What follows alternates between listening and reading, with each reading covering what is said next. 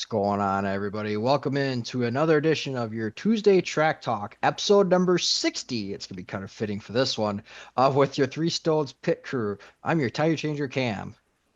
I'm your Jackman, Kellen. And I'm your gas man, Cam.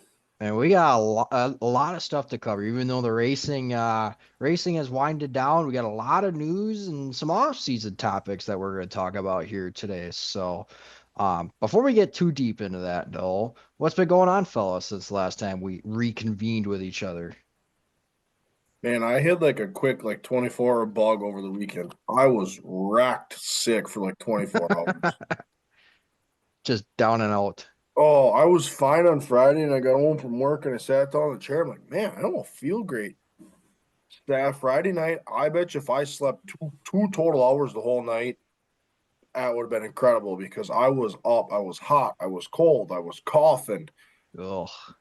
I took medication on Saturday. I woke up, I was pretty good. I had a few beers Saturday night. Sunday, got up, I was congested, back to normal. But I was racked for like 24. Yeah. So I don't know what the hell that was about. Back to normal. So here we are.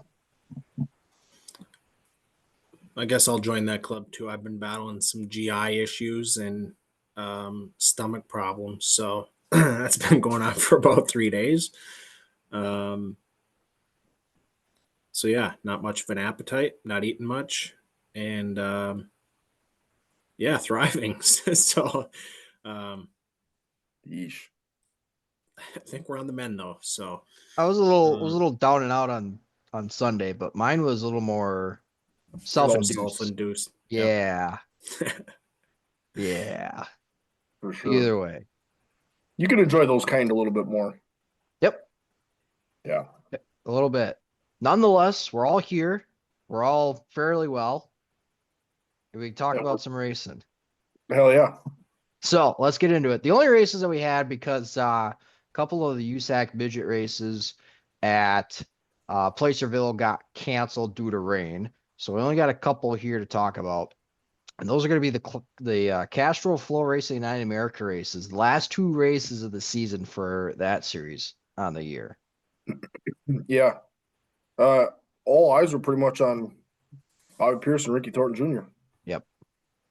That was the points battle. Now, Friday night there was a lot of guys that could have complained and grumbled, but they said there was a tip of the cap. The track was rough. Oh yeah, I mean that was dome rough. Kind of going to like Eldora last year at the Dream. Yeah. Dirt Track World Championship. Yep. Yeah, it was rough. I mean, they got over an inch of rain on Thursday night, so the Pollards they did everything they could in their power to get that track to race, and they shortened the feature. It's supposed to be 50 lapper. They shortened it to 40. And even then, you had a lot of guys just start and park. Yeah. Take the start money and not tear their stuff up. I mean, at the end of the day, the big money was going to come on Saturday night. So yep. You knew the tracks were going to be drastically different, so there was no point in rolling around there except for Bobby Pierce and Ricky Thornton that were racing for points.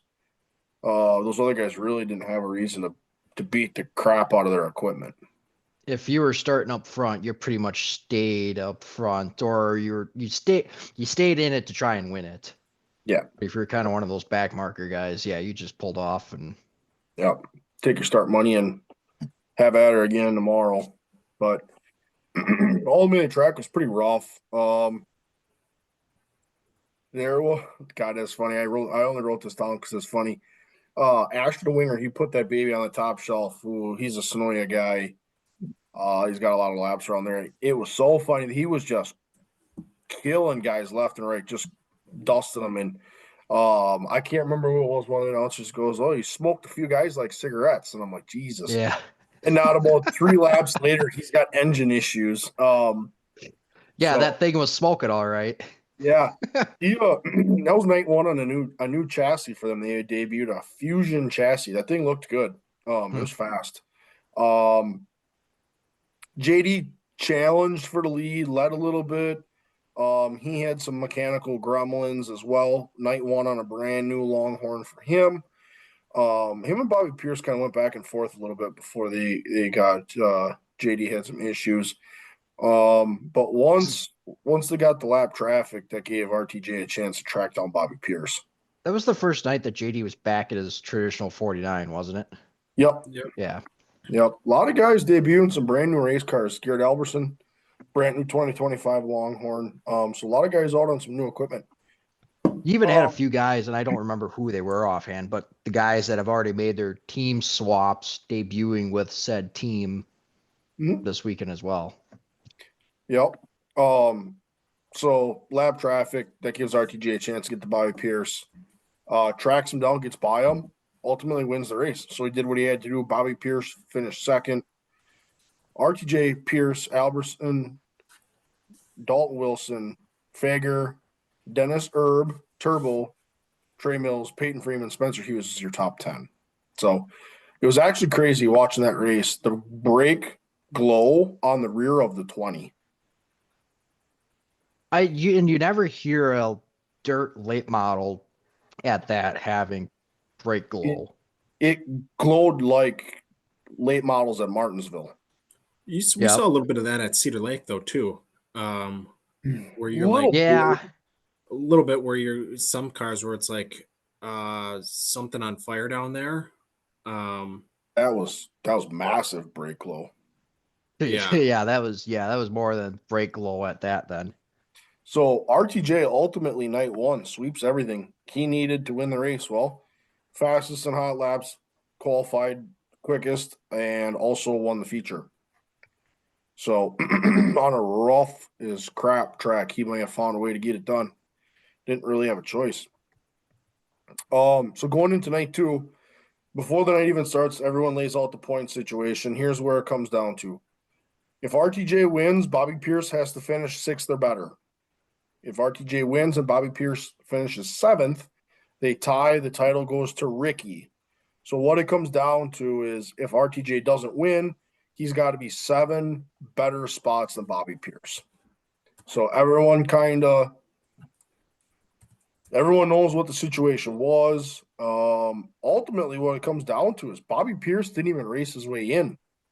Qualified bad. He ran at the tail of a bee, couldn't find his way in, had to take a provisional. They actually unloaded a backup car. He said in the B main, the car got worse. It didn't really matter. At the end of the day, he was starting 25th. Yeah. So 25th or 27th, you might as well get the other car ready to go.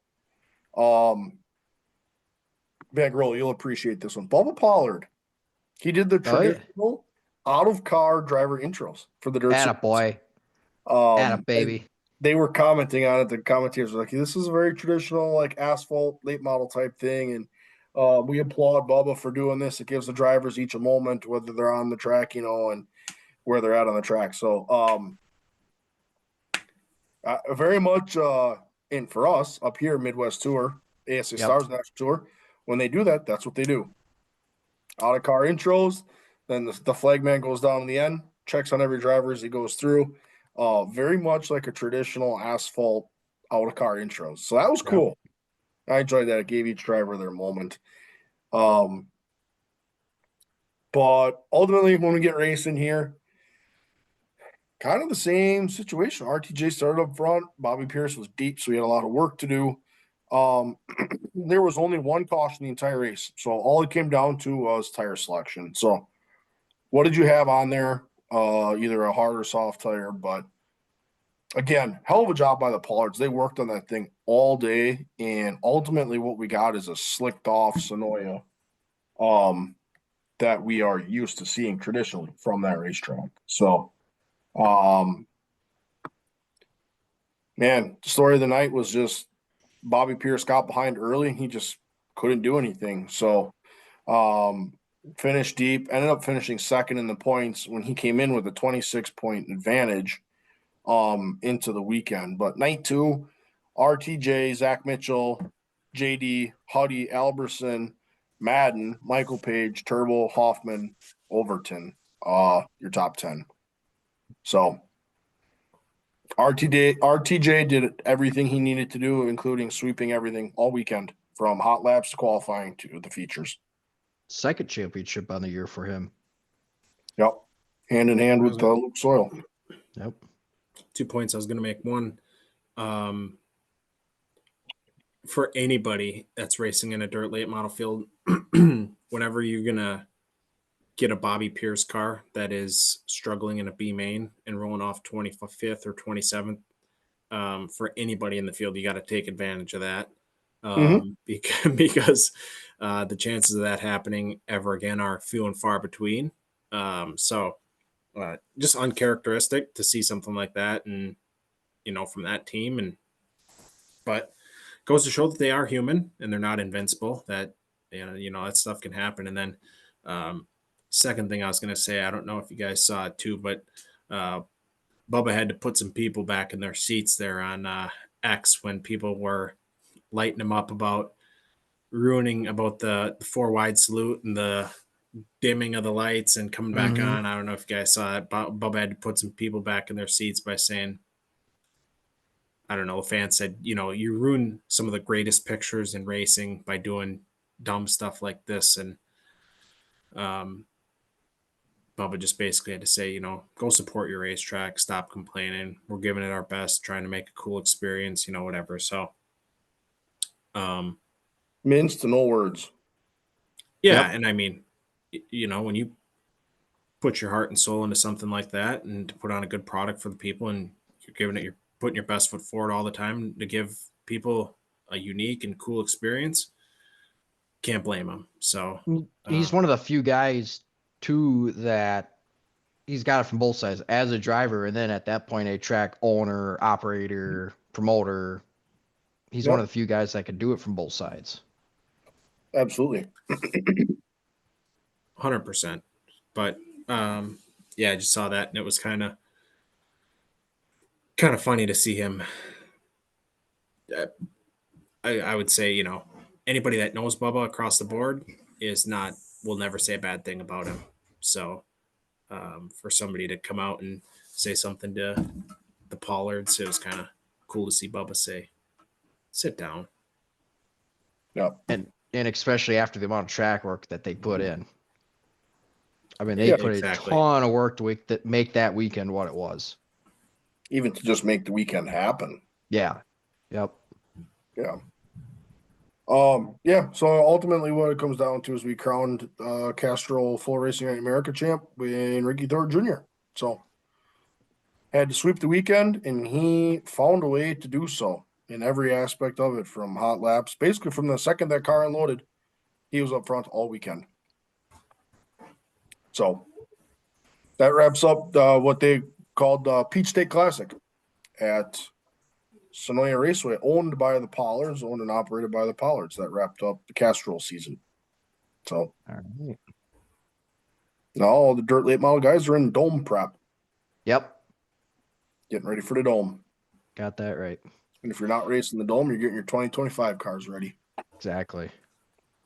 So, no, that wraps up pretty much the racing that was this weekend. Although there were a couple guys that ventured over to Cherokee Speedway for the Blue Gray 100 that weekend as well.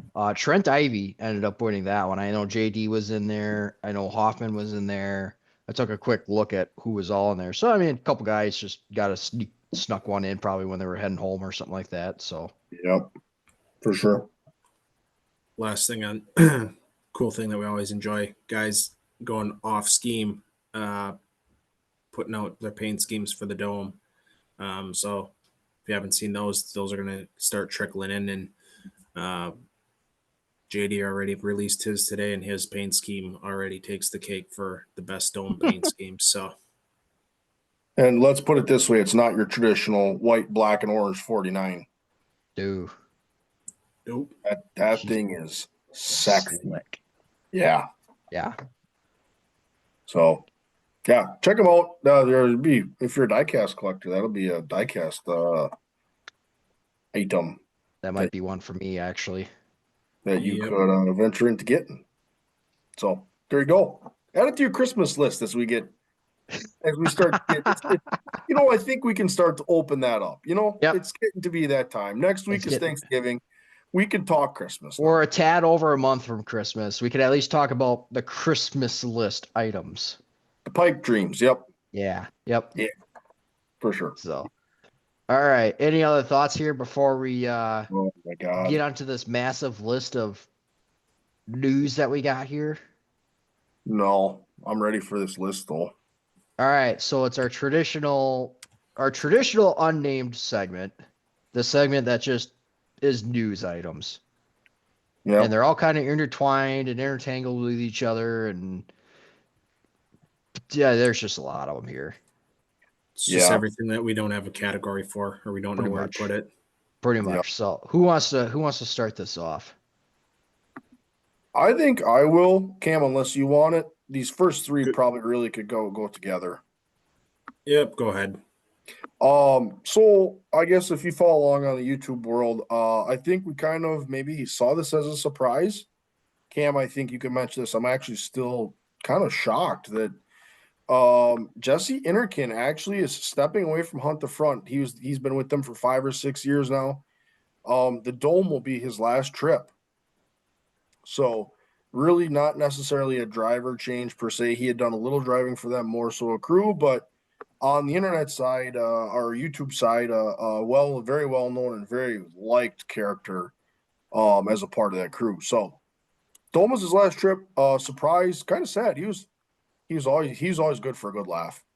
So he's been a character for that crew for a while. So sad to see him go as he steps away from the traveling thing. Max McLaughlin, former 22 Team 22 Incorporated driver, announces he'll be racing with Nice Motorsports for prestigious events in 2025. Van Grohl, as you alluded to it, he got his feet wet with that group at the Castrol races at Sonoya. So already got a jump on that for next year. And then speaking of Team 22, they announced their full-time driver for next year, Drake Troutman. So kind of a surprise. He will be driving for Team 22. Series yet to be determined, which could be very interesting as last year Team 22 followed the World of Outlaws. Drake Troutman is your reigning Rookie of the Year with the Lucas Oil Dirt Series. So that can kind of mash those two together and flip a coin and see where they're going to go. So that's kind of the first three. I think I'll take this next three. Yeah, Okay. I'll take these next three here. Yep. Brenham Crouch. He will be named the driver for the CJB number 5 sprint car. I believe, if I remember right, formerly driven by Spencer Baston. Yep. Scheduled to come out for them yet for that. Obviously, a lot of drivers are probably debating whether they want to do high limit or World Outlaws. That number 5 sprint car was on the high limit side last year. Kind of a surprising one on this one. Coming back from the dead? Question mark. I think that's how you would say that. Yeah. The All-Star Circuit of Champs is coming back for 2025. Notably, it's the oldest touring winged sprint car series in the country. So obviously outlasting the high limit, but even older than World Outlaws. Just kind of reading the article and see what's going on. It's probably going to be more of a regional thing. Obviously, it's based out of Ohio at that. So it'll probably be your Ohio, Pennsylvania, maybe a little bit of Indiana. It's going to kind of cover that area as far as the regional series. Still putting a schedule together for them. Very gives me Speed Weeks type feel. Yep, Ohio Speed Weeks. Yep, they're Yep. going to be involved with that. I also kind of wonder if it's going to work just kind of as a help the Outlaws, or not the Outlaws, my bad. High limit, as far as, all right, high limit might focus a little more on the West, Midwest, anything like that. They're going to help kind of cover some of the central Ohio, Pennsylvania area. Invade the Outlaws a little bit. Are you thinking like get some of these outlaw guys to use up their uses away from the series? Question mark. Invade the Outlaws a little bit. Yeah. Yeah. Hey, Something here like we that. got a 20,000 to win feature 40 miles up the road from an outlaw race. You want to come down? Yeah. It- Yeah. There's it could be nothing, but it very well could be a lot of It something. very could be. We have been known to stir the pot every once in a while, so Oh well, here you have it. Another one as far as moves go that I think surprised some people or caught some people off guard. The big deal, probably one of the biggest modified races on the year, is moving from Mississippi Thunder Valley to Ogilvie Raceway. And they're changing dates as well. And this is a big deal because it clashes with the Prairie Dirt Classic.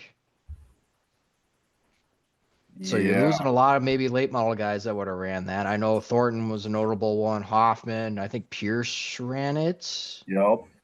So you're, Kate Dillard.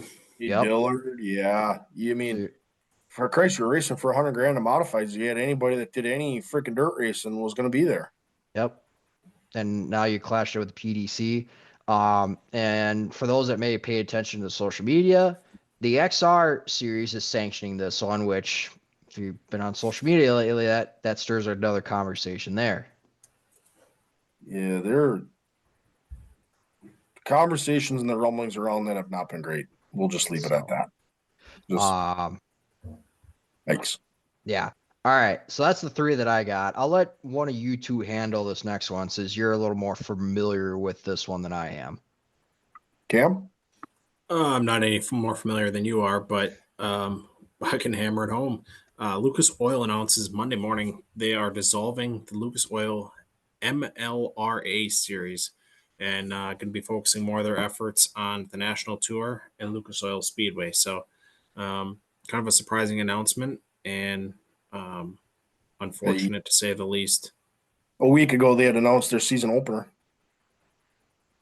And now they're announcing that the series is dissolving. And there's some regional guys around here. Gordy Gondaker was very, very much one that was very vocal against the idea. And he just said what it comes down to is, what does everyone want? They want one or two or three big national touring series, and they just want guys to do that. And that's one step closer to it. That he said it's another open motor series that they're taking away. That's pushing guys to either go national or not at all. So, yeah, kind of a surprise when they announced their season opener and a week later they go, "Oh, sorry, we're not doing anything whatsoever." Yeah. Sad deal. Yeah. I'll hammer the next one here. If you haven't seen, again, social media schedule releases for ASA Stars and Hunt the Front in the last week since we reconvened. So they announced their schedules. I know from the Hunt, I'll let you guys touch on the ASA since you guys are more familiar with that. But I will say from Hunt the Front, no real surprises. Few new tracks, but again, staying in that southeastern corner, Tennessee, Georgia, the Carolinas, Florida, Mississippi, Alabama. So sticking around down in that southeast corner for Hunt the Front. And then the ASA Stars National Tour released their schedule, and I believe headlined by Slinger, the fastest quarter mile In the world. We're gonna get to see the 4-barrel edge Slinger. And I sent the text to a racing buddy and he goes, "Someone's gonna die." That was his prominent reply within 30 seconds. And I go, "Well, I'll tell you what, it's a place like that, it's gonna make tire management a real thing." It's Usually the literal. It's going to. It's the literal. It's like flight, as Dick Trickle used to call the place. It's like flying fighter jets in a gymnasium. With another 110 horsepower than what we were dealing with. Yeah. That's crazy. That's wild. Yep. The only thing that would be better is if NASCAR would follow suit. Give the boys more horsepower. Oh God. Good Lord. Oh God. Enough. A couple new tracks for them. A couple staples, repeaters. They're coming to Madison again. They are going to Five Flags. They are going to New Smyrna, Nashville, Toledo, Owasso, Anderson. Yep. Really, I think it was 2 or 3 new tracks. So, and it's kind of molded into where those 2 and 3 tracks are kind of rotation tracks. Yep, for sure. So, notably enough too, that Slinger is back on the schedule after being on it in the inaugural season as well, where they couldn't come to an agreement on the rules package. Yep, and went to Milwaukee. So Milwaukee off the schedule. Yep. So, Notably enough. for sure. I'll take this one because I've got the bookmark as far as some of the key bullet points from this. So, World Racing Group CEO Brian Carter gave a state of the series, and the World Racing Group pretty much is the oversees the World Outlaws and Dirt Vision. So he gave a kind of state of the series. He said that the World Outlaws struggled in California following the high limit stretch out there. Surprising. Uh, he then hinted that the Outlaws could be going further, quote unquote, north. Well, the only way to go north of here or Ogilvy is Canada. Or Alaska. That too. Had an emphasis on bringing sprint cars to a premier late model tracks, and the schedule should be out in a few days, as this was about a week ago. So we could be expecting the World Outlaw schedule, sprint car side of things, very shortly. Yeah. As we already have the late model schedule. Correct. So some key bullet points from that. Huh. That'll be interesting. The old California thing, that's no surprise. Where does Highland start their season? Yep. And especially with both of the owners, i.e. Brad and Kyle, are from the California state. So yep. I'll grab these next two and then I'll let Cam touch on the following two. Joe Gibbs all of a sudden has rescinded his dirt racing restrictions for his Cup Series drivers. Christopher Bell prominently says you'll see me at a dirt track soon. So he's obviously had the itch. Joe Gibbs, loosening up on his drivers a little bit. I want to see Christopher Bell at the Chili Bowl Nationals. I guarantee it. And speaking of the Chili Bowl Nationals, it leads me right to it. Kyle Busch files an entry for the Chili Bowl. He will run USAC races at Bakersfield and Ventura in preparation. I did see the video on Twitter when he was fitting his seat. Oh my God. When he got his ass stuck in the seat. And he literally had to hoist himself out at one point. He goes, I'm stuck. And they go, keep pulling. He's like, oh, and he gets out and he goes, I'm sweating. I'm cramping. I'm sweating. Yep. So he just said he made a comment a few years ago. He goes, I'm too big for this. He goes, I'm 200 pounds. I'm just too big for this. Yeah. Put all these little guys in these little cars. He goes, I'm just too big. Well, we're going to And find then out. what Brexton called him out on it and says he's a chicken. And he said, all right, fine. Yep. That's Cam's X machine, buddy. He ran out of excuses. Yeah. And I think, if we're going to be honest, Kyle Larson's paving the way for everybody. And I think Hendrick Motorsports is paving the way for everybody. And as good as Larson is to, who knows if it helps or hurts, whatever. But you could argue he's the best driver in the Cup Series right now. And what is he doing? He is getting behind the wheel of anything he can. Midget, sprint car, Indy car.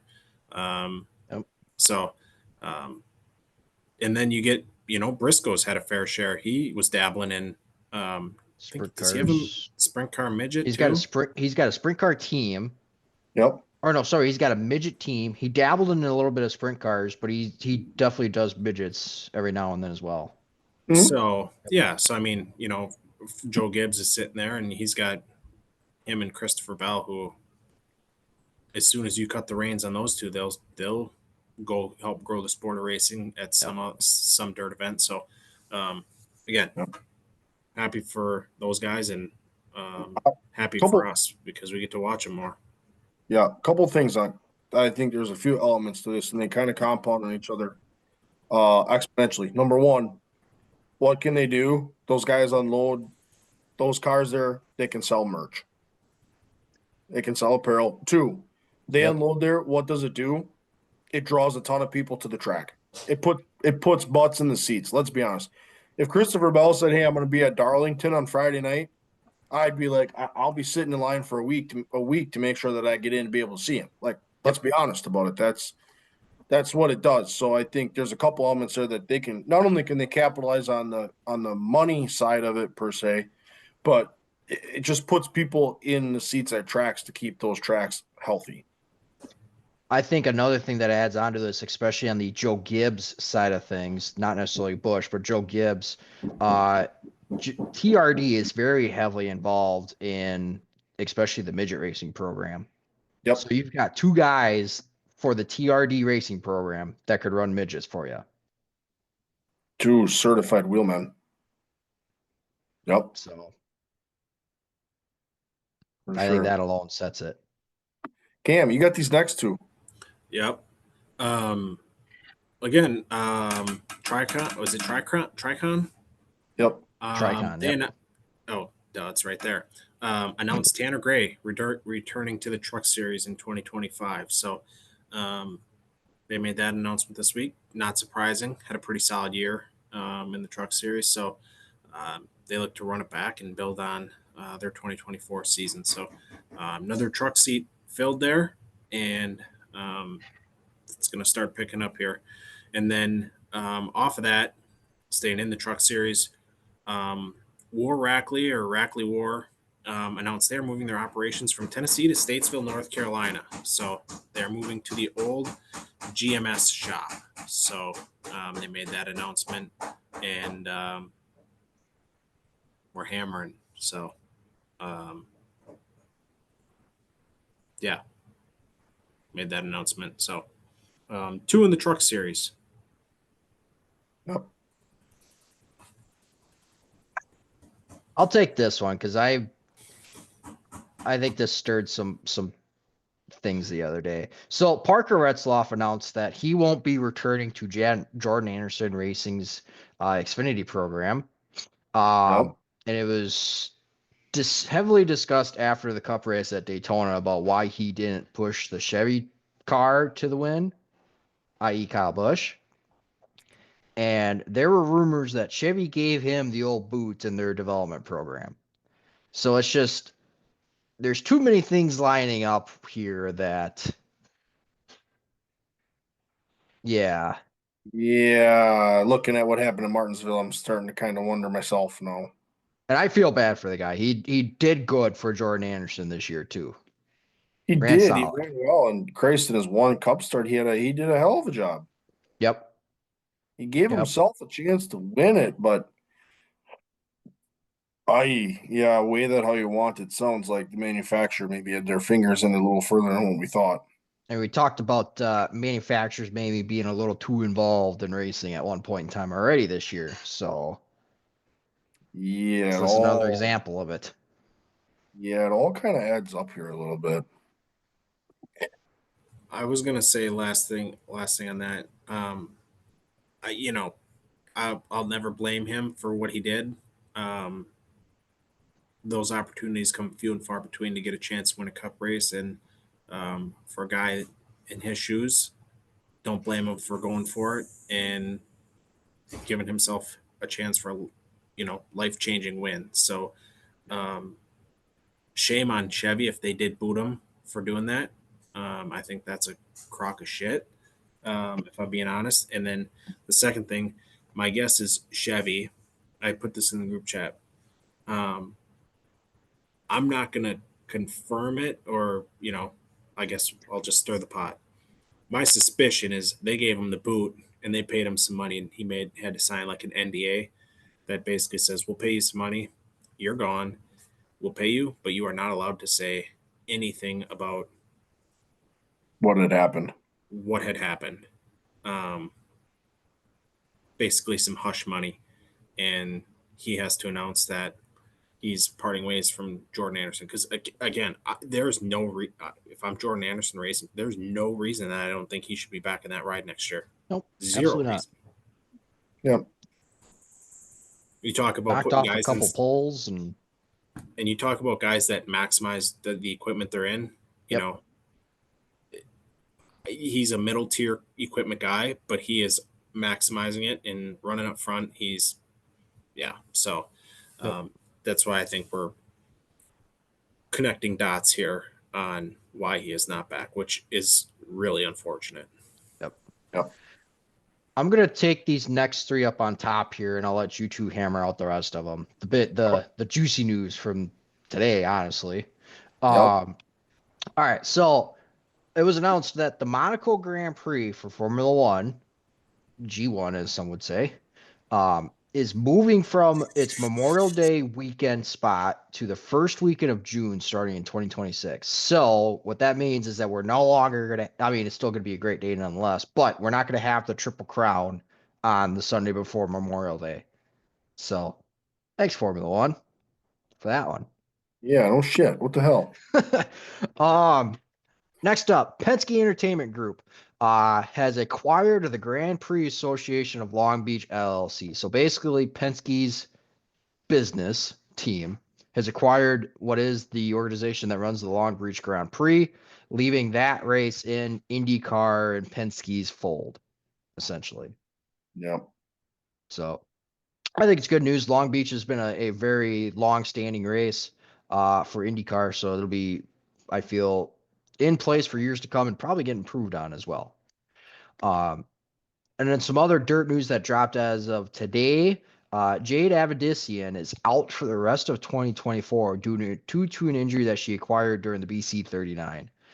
She'd been kind of fighting through it and just decided to sit the rest of the year out in order to actually let herself heal. Obviously, very unfortunate for her. She was going to probably help tear up on the USAC scene, but looking after herself. Yeah. Gotta respect a decision like that, though. Yep. So, all right. So let's kind of wrap this up with the late breaking Cup Series news. These are kind of all tied together here in some fashion. I'll take the first one here. Warner Brothers announces Adam Alexander, Steve Letarte, and Dale Jr. as their booth for next year on both Prime and TNT. So the booth will remain the same for those two networks. So That's about 10 races, if I remember right. yeah, so you got to remember the Cup Series, and then next year is across 5 different broadcasting partners. So we know we will have the consistency of those two Networks networks from for their there. broadcast booth. Yep. I saw something too, I think from Matt Weaver, saying, don't be surprised if you see Steve Letarte on NBC as well. The guy just likes to work, apparently. No, So good for him. He's good too. I think he says, I got 2 kids in college. I got a wife that wants projects done, and I hate being bored. So I just work. Okay. I like Steve, so I'm here for it. Yep. I think he does a good job. So, Cam? Just so you guys don't hear the chop saw. Hopping here into Travis Mack, who's been shouldn't say hopping in because he's been job hopping. He he makes his second move in 3 years. Came to Colleague after being with the Trackhouse team, and then he was with Colleague, and then this year, Colleague and him mutually parted ways, effective immediately a couple weeks ago, and then they announced today that he will be joining Legacy Motor Club, and he will be the crew chief for John Hunter Nemechek in 2025. Yeah, kind of seeing in that same camp there with Legacy, they announced that Chad Johnston will be their race manager of race engineering. So, another SHR guy finding his footing post closing. So, next one on top of that, front row in 2311. So, revisiting the lawsuit.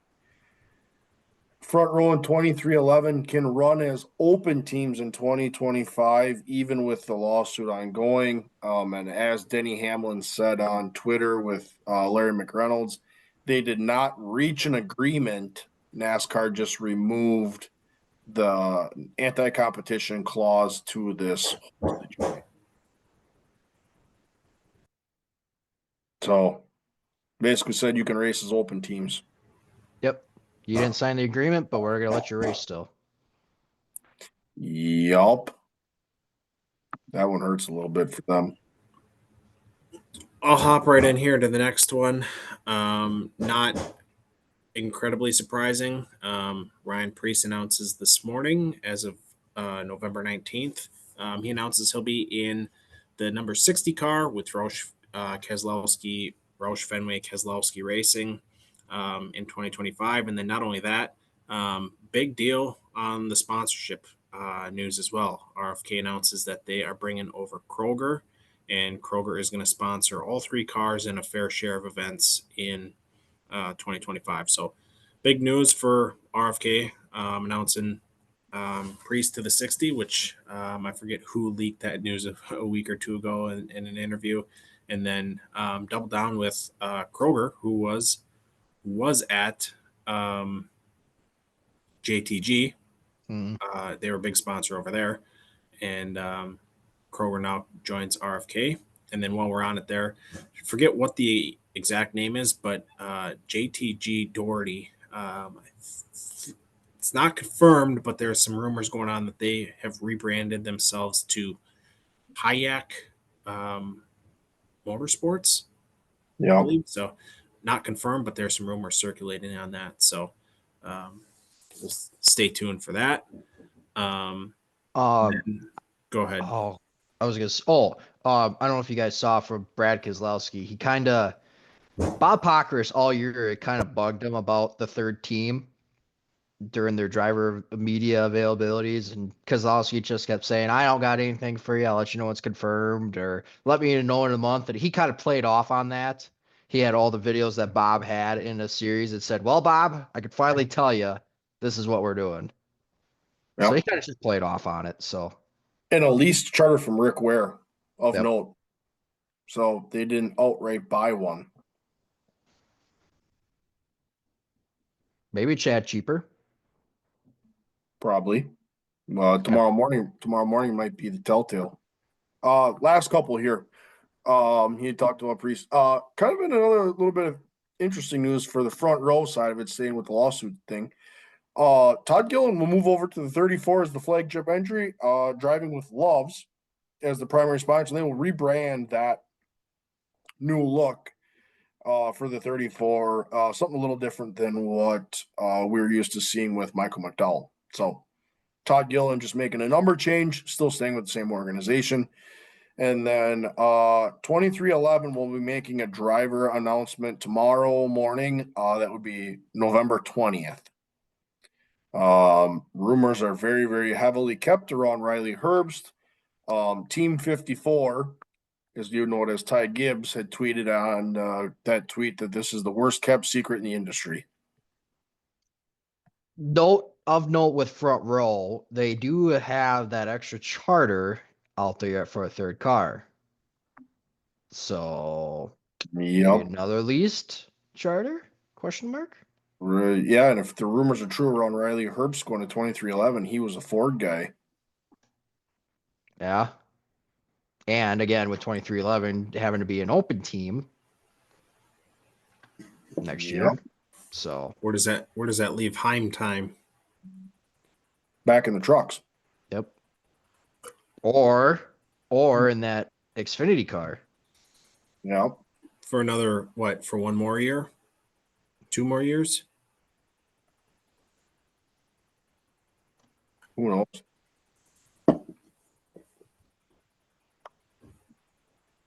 So yeah, Nobody knows. that's the news. Just checking something quick. Christ, how long Unnamed was it? 30 minutes. Corey Heim is going back with Tricon. Yep. That was a couple weeks ago. I thought I heard something. I didn't remember where, but yep, that's where it was. Holy crap, that was a half an hour. Good Hey, Lord. there's a lot of news. You ain't wrong. So, any other thoughts here before we kind of touch on an off-season topic here for a little while? It's rock and roll.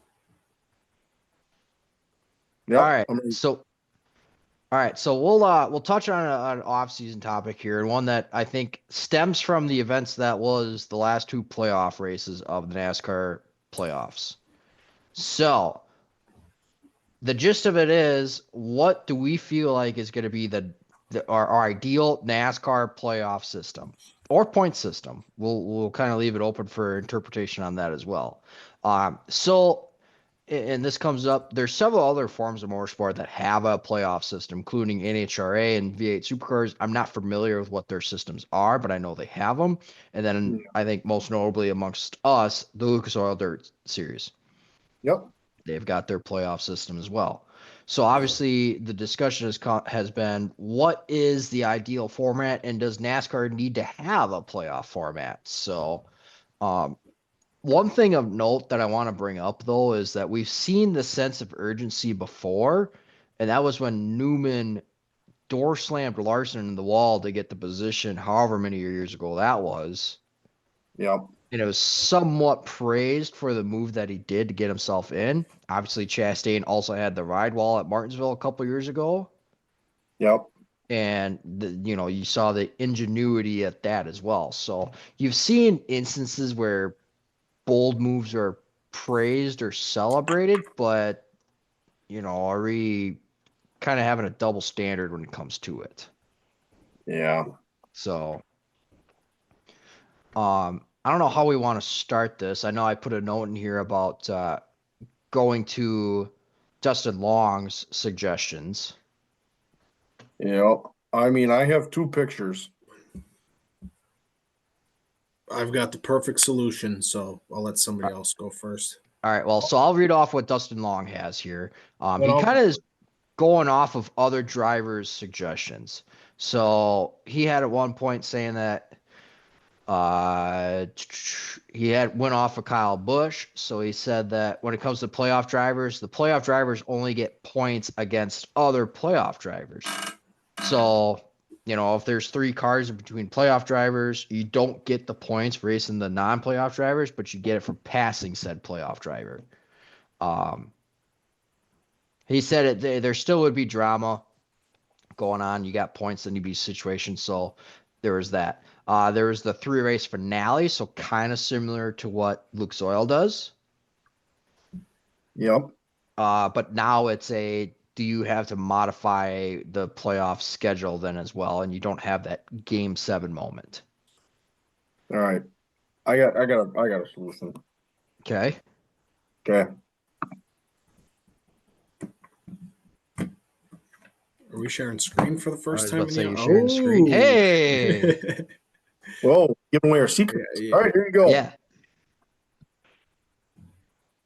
Here's your NASCAR playoff format. Exact same thing. We're eliminating the round of 16, 12, 8, whatever, 4. Sure. Only thing that matters is winning. Okay. So round 1 of your playoffs is it's all winners. It's only your winners. You win a race, you're in. From there, each round, same number of races, call it same 3 races a round. We're going to eliminate 25%.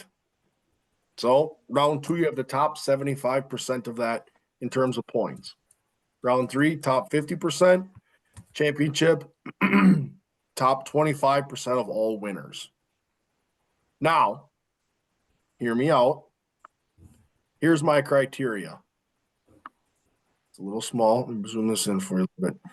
This is how we're going to determine who gets out of the rounds. Okay? So on your left is rounds 1 to 3. If we get to criteria number 7 and we still have a tie between said drivers, I have the fine print of another 8 pieces of criteria if we get to that point. If we get to that point, we have a problem. So your winners are in the playoffs. I keep the format the same. I think I eliminate the actual number of drivers. I think it runs on percentages, and we go from there. Now, when we talk about racing for a championship, it cannot be less than 2 cars, or what it has to be more than 1 car. You can't go to the championship race and go, oh, all he has to do is start the race, he wins championship. Yep. If you're in a chartered team, you can show up, not qualify, not practice, not anything, and roll the car out, win a championship. It can't be like that. So, again, the criteria is the same for determining your championship 4, and then from there, in that final race, championship 4 race each other. So you're still keeping at least the race off against each of the championship 4 drivers. Correct. So it might not be championship 4. I quoted it as championship 4 for the time being because it That's what we reference it as now. It could be the championship 6. It could be the championship 5. It could be 2. It just can't be a single car racing for a championship on that final race day. Sure. So the criteria here you can do with that is what you need to determine who advances from each round. And in other criteria that I had contemplated, least number of DNFs, percentage of laps completed. If we get to that point, we are going to start considering a fastest pit stop, qualifying positions, average lap times. That's another piece of criteria that I've almost always considered as well. Those I didn't feel like valued quite as much with this. But I say your playoffs must be your winners. And if that means we have 6 cars that win the way out, well, from rounds 1 to 3, we're going to eliminate 1 car. Sorry. So All right. that's, I don't know that that's necessarily controversial. And I think with yours, you still incentivize and put the emphasis on winning in the regular season. Yep. Have to. I just think you have to win. Yeah. Like this year, I believe it would have been 14 drivers, right? We only had 2 in on points, correct? Yeah. Yep. That's Fair where enough. my brain goes. All right. Cam, before you get into yours, unless you want me to go next. Go ahead. Okay, I was gonna say there's 2 more on dusted longs here that I want to rattle off. One of them was the Cole Pern playoffs. So it was go off a year-to-date point standings, top 16 get into the playoffs. If you win in a round, you advance, and the remaining spots are filled by the continuation of the year-to-date points that keep going throughout the playoffs. So that way it keeps that chance of keeping the best car into the next round. Another one that came up, but I think one of us put it in the group chat at one point in time, Kevin Harvick's idea, where your regular season champ is automatically in the final 4. Second place is in round 8. Yep, so on and so forth. And then, but you still have from 5th on to 16th racing in that first round. Yep. To get in, or sorry, 4th from 16th, because you'd have 4th in the first round as well. So, yep. Cam, do you want to go next or do you want me to go next? You can go ahead. All right. So I did mine kind of as a combining the new with the old. So the criteria to get into the playoffs does not change. It's still 16 drivers, winning you're in, could have points standings to fill the rest of the spots. So criteria to get in does not change. How the points or how the playoffs are tabulated throughout it though changes. I'm kind of going back to the old chase format where the points reset.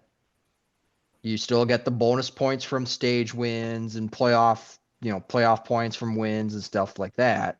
So that stays the same, but you just continue on with the points that you earn throughout the playoffs. So you incentivize having a good playoff run as well. So I went back and I did the past 3 years. I did 24, 23, and 22 as far as points went. Okay. So here are your top 5 points earners in 2024 in the playoffs. William Byron earned the most points. Christopher Bell was 2nd. Ryan Blaney was 3rd. Chase Elliott was 4th, and Kyle Larson was 5th. Of those drivers, Byron was the 4th seed.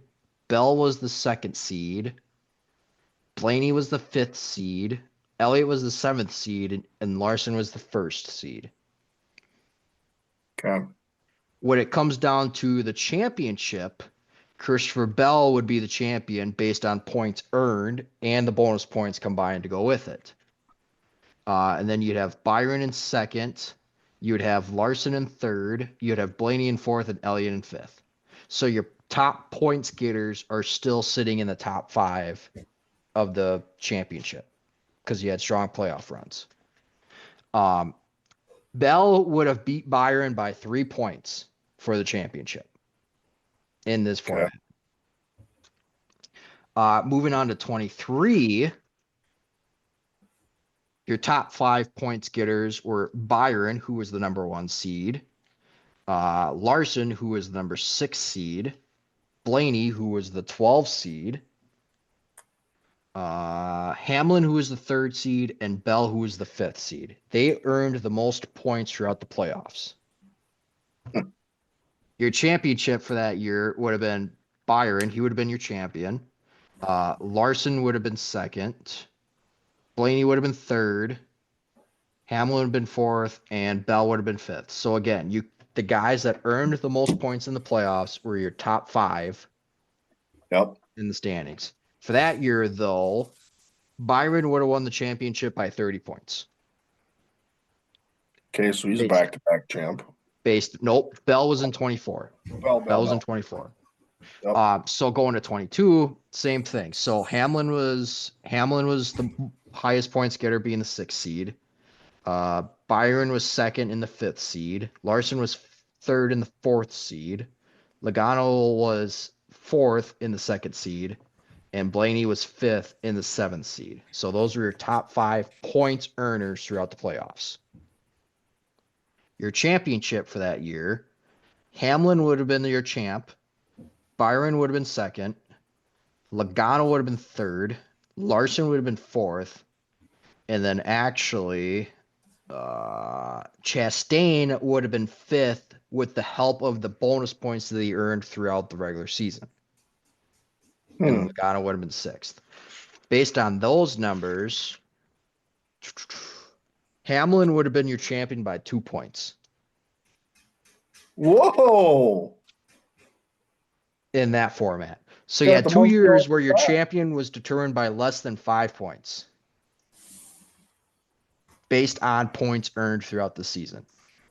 So the gist of it is you earn your bonus points the same way as you do now in the regular season, and it's seeded the same way as you do now in this current format. Stage points stay and everything like that, but you tabulate based on the points that you earn throughout the playoffs because it rewards consistency throughout the playoffs.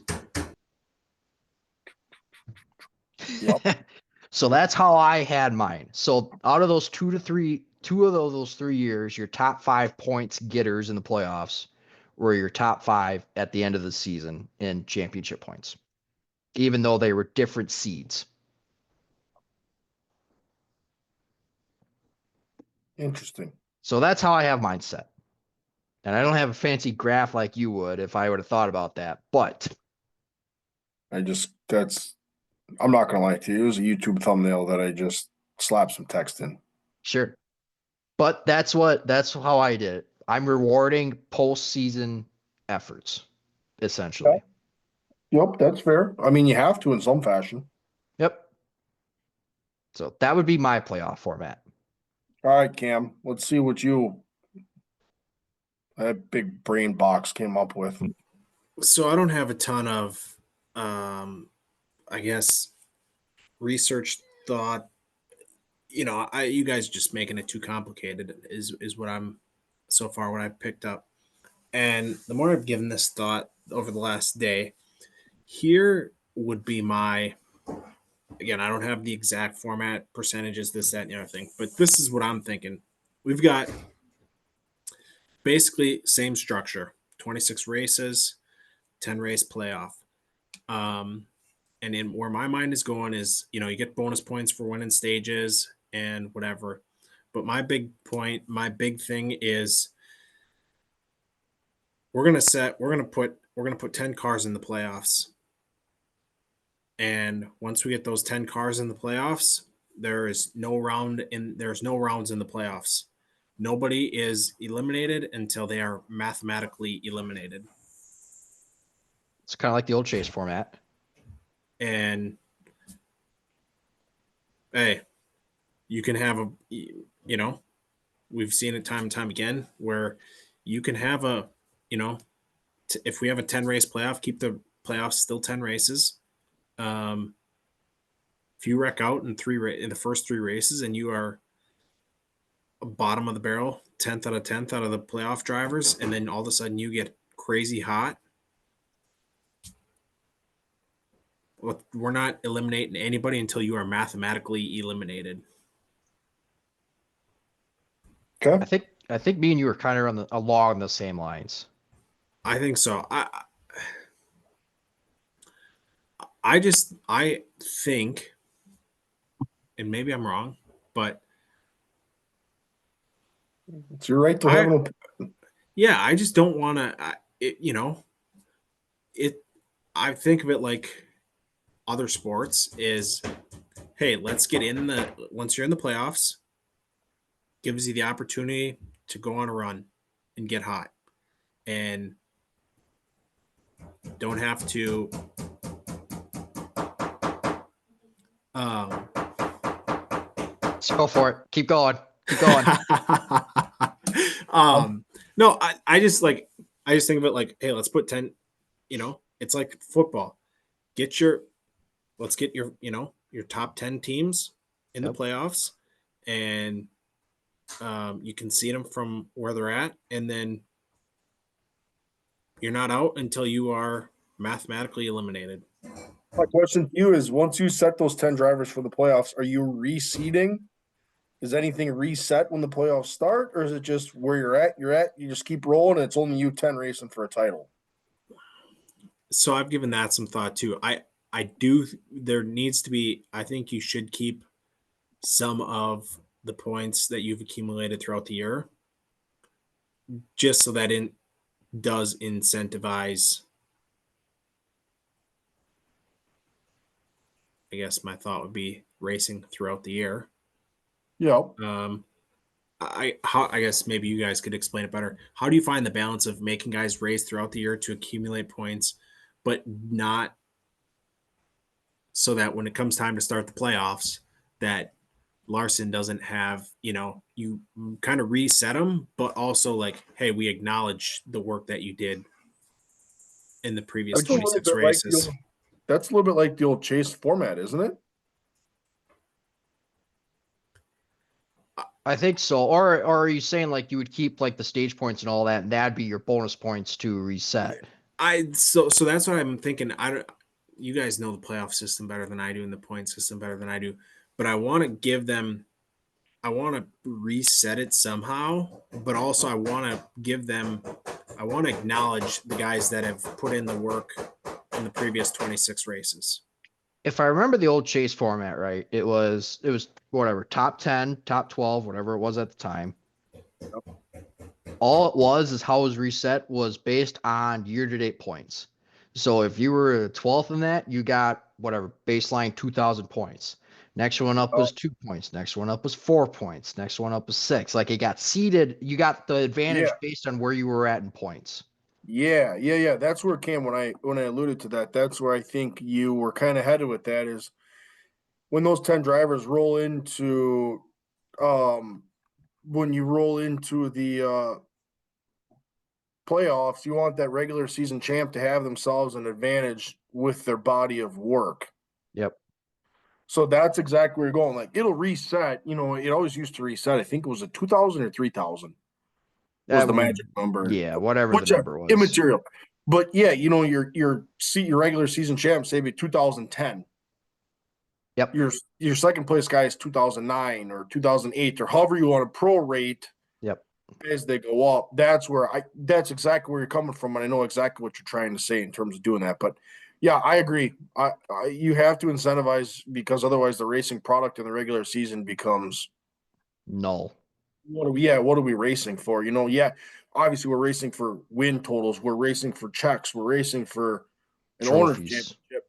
But outside of that, where's the incentive to Yep. do those things? What if I could win a race? Well, yeah, obviously I want to, but like what good does it do me if I can take the next 3 weeks off and get ready for the playoffs? Yep.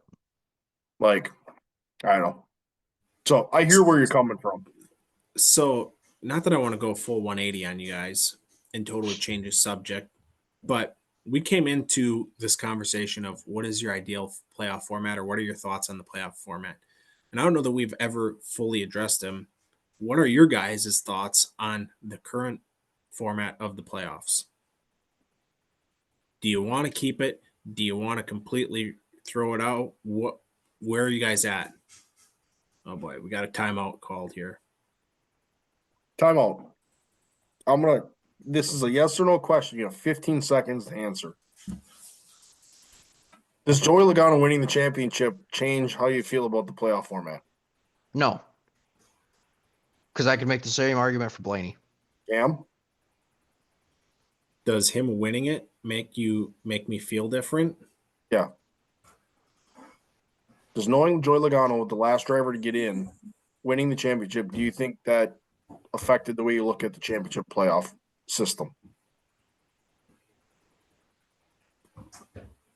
I mean, I guess, And I if I'm guess gonna, I would. So I would say yes, but then I think about it. It's no different than getting in, March Madness. You just get in the tournament and be a 16 seed and upset a 1 seed. Okay. and So you, part of me looks at it and says, yeah, it's a crying shame that Logano pulled that off. But then I look at it and it's like, it's just like every other sport. Like all you got to do is just get in the playoffs. And, we talk about it. The Packers just get in and go on a run. So I'm gonna say the same thing about Chase Elliott, NASCAR's most popular driver. The year that he won the championship, he shouldn't have been champion. Yep. Be brutally honest. Yep. Um, Okay. Going back to the thoughts on the current structure. Go ahead. Chase Elliott is as entertaining as a 2x4, so I'm not sure how he is the most popular driver. Current format. It's good. It's good up until the round of 8. Oh, It's okay. good up until the round of 8. What changes at the round of 8? You not weed out the drivers that aren't going to Go win the on. championship, but the intensity ramps up so much that how many playoff saving moves have we seen in the round of 8 versus the round of 16 and the round of 12? And I say playoff saving moves as in the Chastain wall ride, the Newman Doring Larson. I mean, we could talk about Martinsville this year with Bell riding the wall and the manipulation between the manufacturers. Like the conversations of what do we need to do to make the playoffs get a little more creative and intensify in the round of 8. Whereas in the round of 16 and round of 12, it's a little bit more of just of a, hey, we just need to make it through. We need to survive the race and survive the round. Okay, I like where we're going. I like where you're going with that because the round of 16 and the round of 12. For the top seeds again, it's like, hey, Well, just like the playoffs, like, hey, just do the game plan and don't self-inflict ourselves, and we'll be just fine. Yep. And then you get the bottom half of the guys they're throwing the kitchen sink at it. They're trying everything they possibly can. They're off ball, off strategy the entire race. They're throwing Hail Marys from the start of the playoffs and trying to wreck it, which is I'm fine with. But I do like where you're headed here with maybe in the round of 8, something changes. yeah. See, I'm gonna go the complete opposite on you. I dig the round of 8 leading to the championship 4. So, okay, I'm going to pose a question here. Yep. Is it because of the tracks that are raced at or because of what the round of 8 represents? So my question was gonna be, do we have the same Martinsville product to end the round of 16 to lead into the round of 12 than we do the 8 to 4? So is it a tracks that we go to in the rounds situation? That becomes another question because for me, does Martinsville fit perfect as that second to last race of the year? Absolutely, it does. Could we make an I would argument be for Homestead to be there? We saw at one point in time in Homestead, the top 8 drivers were the final 8 drivers in the playoffs. correct. Now, I'm saying what I'm kind of going for here is it's too big of a move, and NASCAR will never do it. But I wouldn't mind to see Martinsville let that be the first race that eliminates 4 guys in the playoffs. Let that be the last race at around a 16. Let it be the last race at around a 12 and see what happens. Stick a mile and a half in there, yeah, that's fine because they have to be in there. Yep. Make that a middle race. Make that a race 2 in one of these rounds. But Yep. Martinsville produced Martinsville things, drama, and said storylines. If it's the end of the round of 12. Well, Phoenix used to be the champion or the final race before Homestead at the Yep. initial one. Again, that's where Newman went and did his thing. Again, does the track help produce those type of things? Yep. Absolutely, it does. I think. Now, So I don't know what effect it might have. Maybe it makes the round of 12 a hell of a lot more interesting in Martinsville. yeah, I don't know.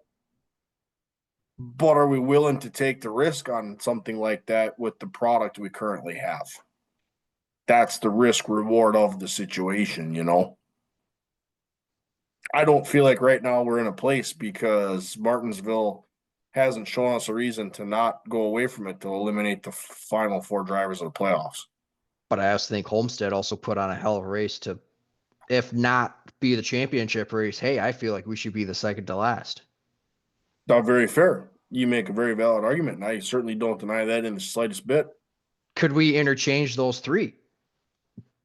Could Martinsville be a championship race? Oh, God.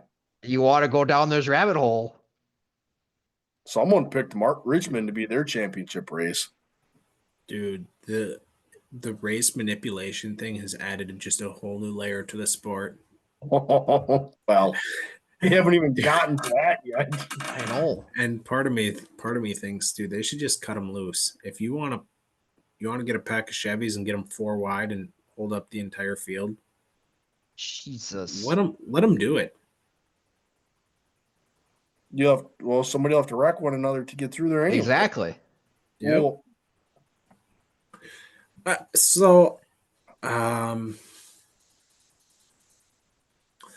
Yeah, I don't know. I do think the tracks do have some weight to our thoughts on the current playoff format.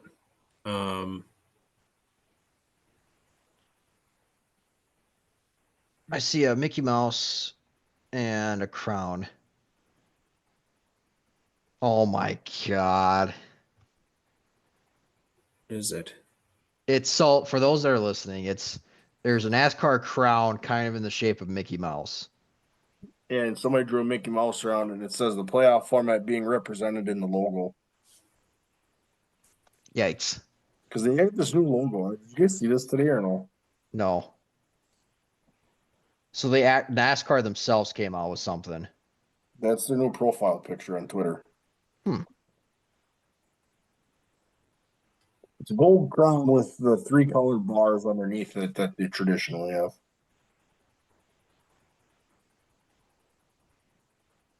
Oh, are they doing it because it's banquet week?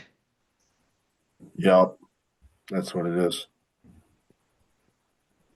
Yep, good call. I don't know. So now you talk about changing the race to a race track that you could manipulate. Now you want to talk about a racetrack that could get manipulated. Phoenix, you left that one in the air. If NASCAR went to put their foot down, that would have been a shit show out there. Oh, yeah. Because that place is brutal to pass at. Yeah. I mean, when we were right. earlier this year when Kraus was racing there and he couldn't. No, that was Vegas. I mean, with these rear view cameras, these guys can drive out their back cameras and make your life living misery. Yeah.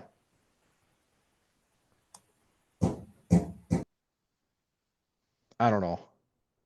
I do, since we're kind of a lull here, I do want to bring up one point here real quick. So I put a quick note. One of the things that came up was the old Winston Cup. Just do the year-long point standings. So I've got them right here. So Christopher Bell would have beaten William Byron by 5 points if it were done this year. Of note on that, if with Bell winning the championship via the old Winston Cup points, Christopher Bell would have broken Tony Stewart's 2002 record as the worst average finish among a champion doing this. So William Byron would have won in 23. Chase Elliott would have won in 22. Kyle Larson would have won in 21.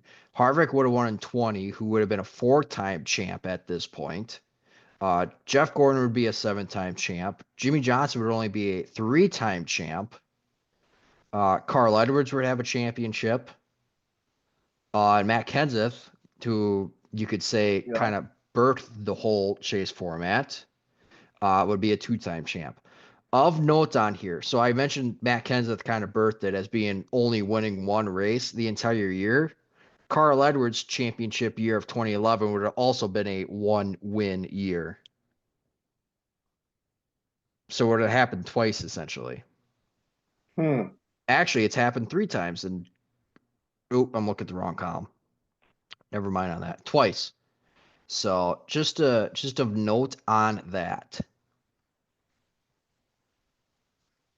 Or if you really wanna, dig some holes here, Terry Labonte only won 2 races in his championship year in '96. Alan Kulwicki only won 2 races in his championship year of '92. So take that for what you feel like it's worth. I guess my overall takeaway on this whole conversation is we don't need a complete teardown and start from scratch. I do like the overall structure and format. I think with a few tweaks, whether that's points, whether that's the amount of players, whether that's how many people are getting cut, whether it's rounds, something in there I do think can be tweaked that can definitely make it better. So I think you're answering. Again, I don't think we need to. It's a terrible format. I don't think so. I do enjoy, the current format, and those 3 races. They put the cut line on the left side of the screen, and it's on every race, and it is fun to watch, and every position matters. So I don't think we need a complete. Hey, there's a whole new playoff format. We have the right structure and format.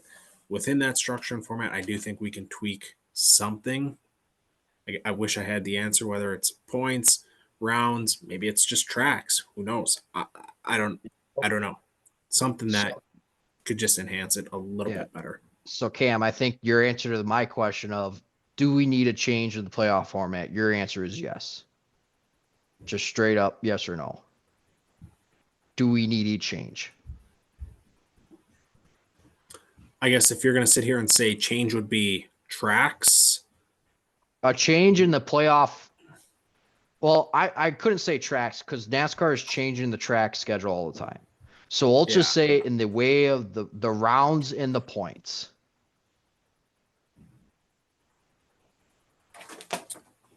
Straight up, yes or no? I guess I would say. You're going to say no, Kellen?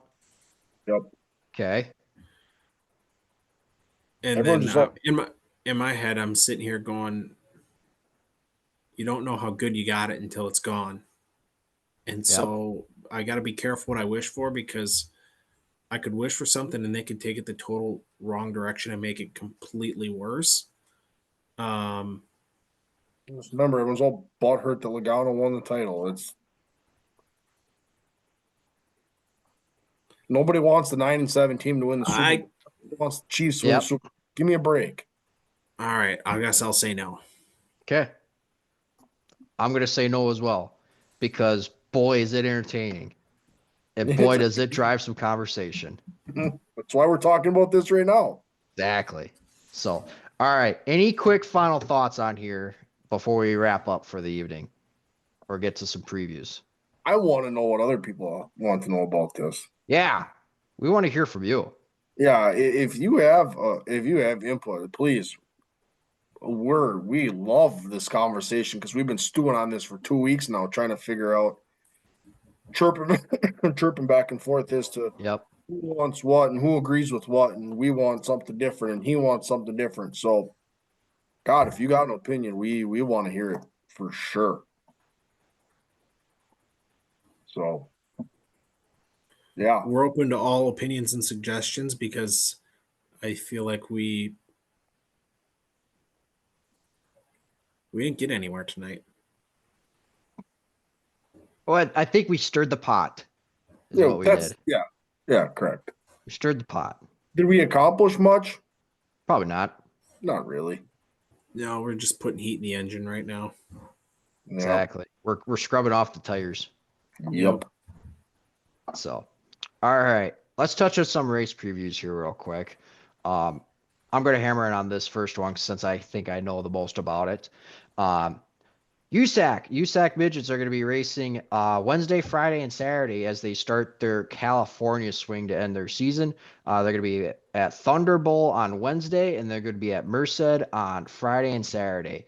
So we're expecting about 24 cars on Wednesday and about 33 on Friday and Saturday. I mean, there is kind of hammering on the Friday one. I mean, it's a who's who. Kyle Larson's racing on Saturday. Justin Grant, Corey Day's coming into the car. Tyler Courtney's going to be hopping into a sprint car. Tanner Thorson's going to be hopping back in.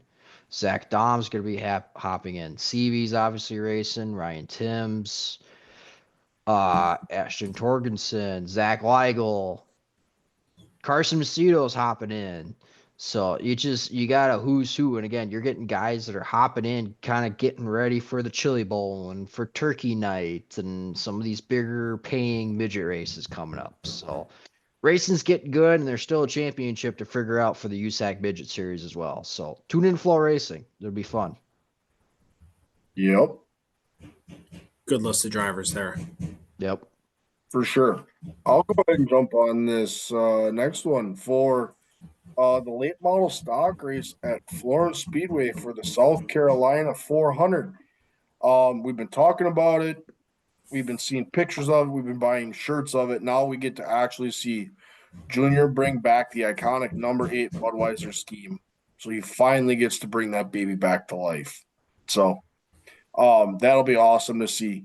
Currently 56 drivers on the entry list for Saturday. That is absolute insanity. Ryan Millington will start on the pole by virtue of winning the Cars Tour race there in August. So talk about an advantage. He's got one. And then just talking about the format, top 20 lock in from qualifying, 6 from 2 last chance races for a 32 car field. And then there might be a handful of last minute provisionals. So, one that will probably be a factor if it needs to come into play, it'll be the Dale Jr. Provisional. Yep. That car will race that race no matter what. Yep.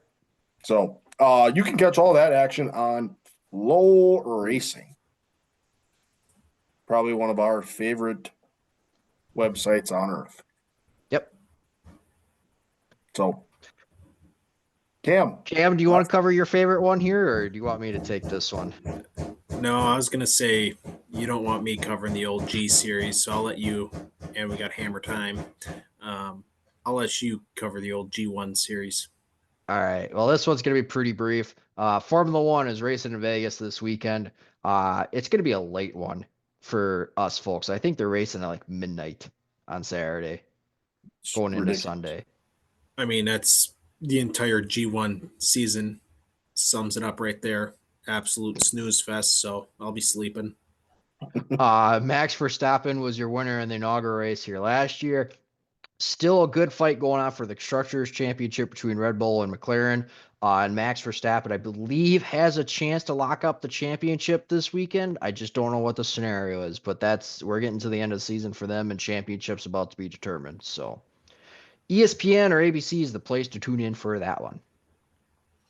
If he ain't snoozing, wonder if there's going to be any passing or not. Fair enough. I'll be snoozing because I'm going to the Packer game on Sunday. So, yep. So, all right. Any final thoughts here, fellas, before we sign off for the evening? No, we talked about it a little bit here. Fun time of year as racing's winding down. Still love flow racing. Gives you an opportunity, tune into something, put your eyes on a series or a discipline you haven't always watched or don't watch as frequently, because you'll never know what you can find, and you're going to find some drivers you're probably going to know, some well-known drivers that are in some equipment you don't typically see them in, and some big paydays. So racing season's winding down, but this is also a fun time of year to broaden the horizon. All right. As I always say, go out to your local short track. Make sure to support them as they wrap up their seasons as well. Write positive things about them so that Bubba Pollard doesn't chew you out on Twitter. Um, as we mentioned here earlier, if you got any thoughts about the playoff formats or anything that we covered here, obviously reach out, make a comment on YouTube or any of the podcasts. Make sure you hit the bell as well, so you know when we're releasing content on YouTube. Like, comment, subscribe, and again, hit us up on any socials when you can. So, fantastic episode. Got a lot coming up this off season that we want to cover, and it's going to be a great time. So until then, we'll see you next time on the Tuesday Track Talk.